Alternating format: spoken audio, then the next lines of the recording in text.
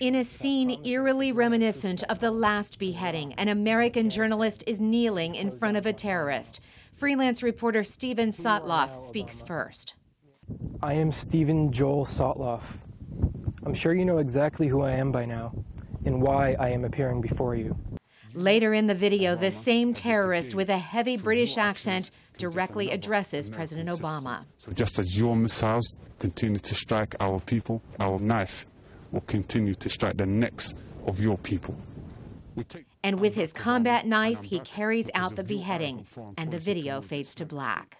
In his diatribe, the murderer spoke of U.S. airstrikes on the Mosul Dam, the largest dam in Iraq, and strikes on Amerli, a town in northern Iraq. There, residents celebrated after Iraqi forces, aided by U.S. airstrikes, ended the Islamic State's hold on that city. Despite this brutal second murder of a second journalist, the Pentagon says it will not stop airstrikes, especially at the Mosul Dam. As long as they continue to pose a threat to the facility, we're going to continue to hit them. Stephen Sotloff's life was threatened 2 weeks ago by the same masked executioner who beheaded U.S. journalist James Foley.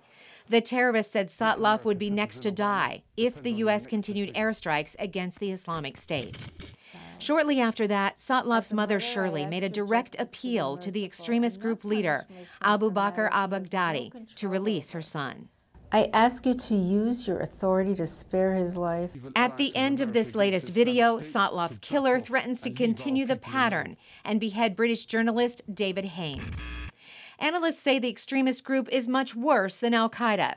David Kilcullen heads a security strategy firm. He spoke via Skype. They've made literally millions of dollars in kidnapping ransom, and they've been getting some support from extremist groups around the region and other groups. So they've got a sort of mixture of funding streams, but the most significant development is that having captured these Iraqi cities in the last 8 weeks or so, they are now the richest terrorist group in the world, north of $500 billion worth of resources.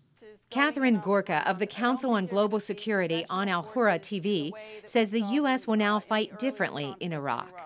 I do think you'll see stronger special forces strength in Iraq now, though. I think that'll be supported by strength from the air, whether it's drones, airstrikes, intelligence. That will play a role.